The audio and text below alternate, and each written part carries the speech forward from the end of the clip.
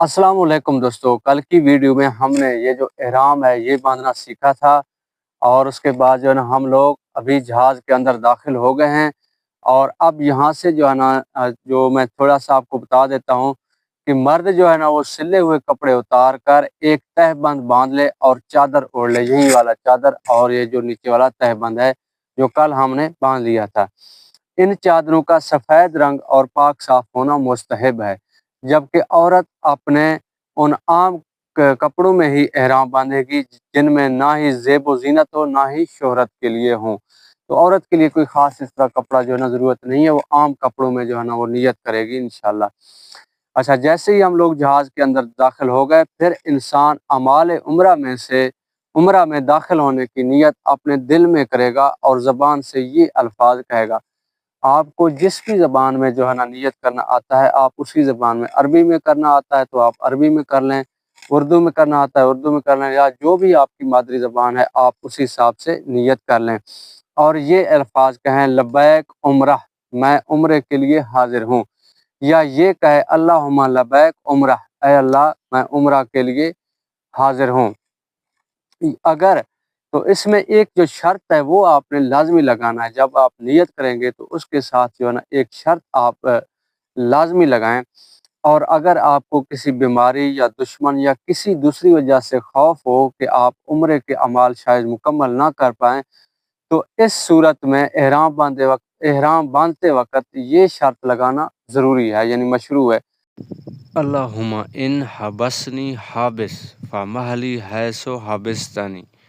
अल्लाहुम्मा इन हबसनी हाबिस फ़महली हैसो हाबिस्तानी।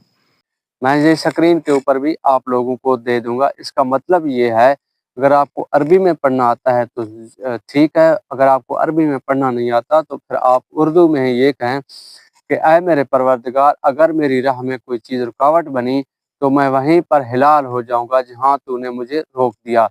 समझो कि मैं एहराम खोल दूँगा। जो है ना इसकी दलील हज़रत ज़बा बिन्त ज़ुबैर रज़ी अल्लाह ताला अन्हा वाली रिवायत है। फिर इसके बाद नबी करीम सल्लल्लाहु अलैहि वसल्लम से साबित मसनून तलबीह पढ़ेगा। उसके अल्फाज ये हैं, लब्बैक अल्लाहुम्मा लब्बैक, लब्बैक ला शरीक लक लब्बैक, इन्नल हम्दा व निअमत लक वल मुल्क ला शरीक लक। मैं हाज़िर हूँ मेरे रब, मैं हाज़िर हूँ, मैं हाज़िर हूँ, तेरा कोई शरीक नहीं। मैं हाज़िर हूँ, बेशक हर किस्म की तारीफ़, तमाम नियामतें और बादशाही तेरे ही लिए है, तेरा कोई शरीक नहीं। कसरत के साथ ये तलबी पढ़ें और अल्लाह ताला का ज़िक्र करें और दुआ करें हत्ता के काबा पहुँच जाएँ। जी तो दोस्तों, हमने एहराम की चादरें बाँध ली हैं, हमने जहाज़ में हम बैठ गए हैं, हमने नियत भी कर ली है और हमने तलबी भी लब्बैक अल्लाहुम्मा लब्बैक। लेकिन जब आप नियत कर लेते हैं तो उसके बाद जो है ना कुछ चीज़ें जो आपके ऊपर हराम हो जाती हैं और उनको आपने नहीं करना है। अगर आप करेंगे तो आपके ऊपर दम पड़ जाएगा। एक, आप बाल नहीं कटवा सकते हैं जब आप नियत कर लेते हैं। दूसरे नंबर पर आप हाथ या पाँव के नाखून नहीं कटवा सकते हैं। और तीसरे नंबर के ऊपर आप सर और चेहरे के ऊपर जो है ना चादर या टोपी वगैरह नहीं ले सकते हैं।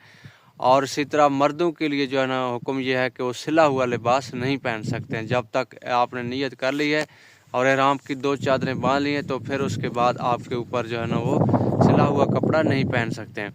और इसी तरह औरतों के लिए हुक्म यही है कि वो दस्ताने और नकाब इस्तेमाल नहीं करेंगी। और नंबर 7 पे है कि आप अपनी बीवी को जो है ना अभी हाथ नहीं लगा सकते हैं, यानी शहवत के साथ आप हाथ नहीं लगा सकते हैं। आपने बहुत ज़्यादा एहतियात करनी है। और उसके अलावा हरम के इलाका में शिकार वगैरह जो है ना वो करना हराम है। वो आप वो भी पढ़ लिया। अभी जहाज़ टेक ऑफ हो गया है और हम लोग जिद्दा एयरपोर्ट पर जो है ना वो लैंड हो गए हैं। लैंड होने के बाद जैसे ही आप बाहर आएँगे तो आपको एक गैलरी में जाना पड़ेगा। वहाँ पे आप जैसे ही जाएँगे तो आपको आहिस्ता-आहिस्ता समझ आती जाएगी, या आप पूछते जाएँगे तो भी आपको समझ आती जाएगी।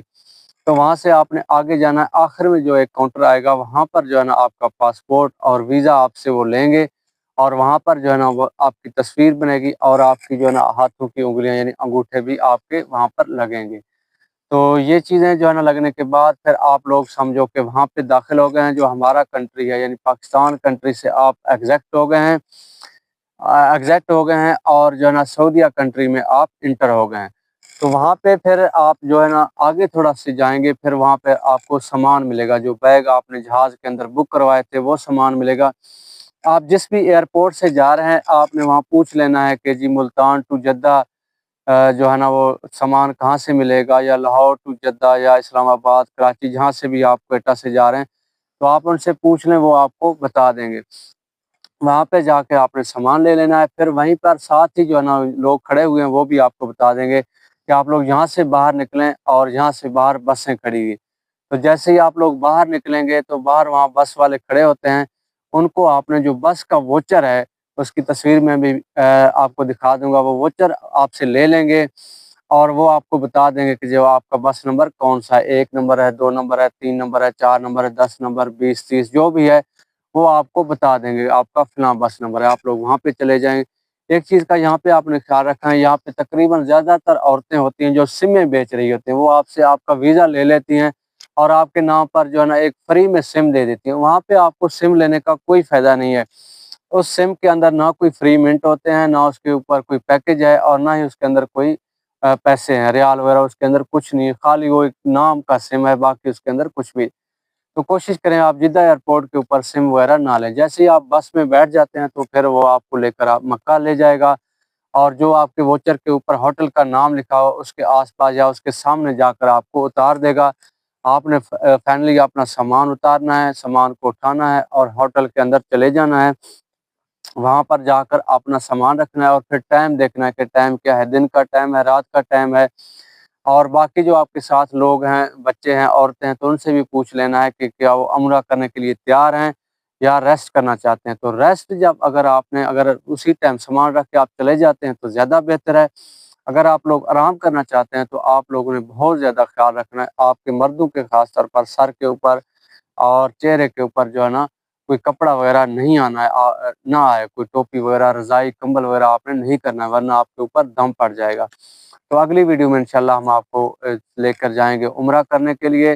ہم لوگ مسجد حرام باہر سے جو ہے نا داخل ہو کر اندر تک جائیں گے اور طواف کریں گے، پھر صفا مروہ جائیں گے، وہ ساری چیزیں اگلی ویڈیو میں انشاءاللہ آپ کو ڈیٹیل کے ساتھ بتائیں گے۔ اللہ حافظ۔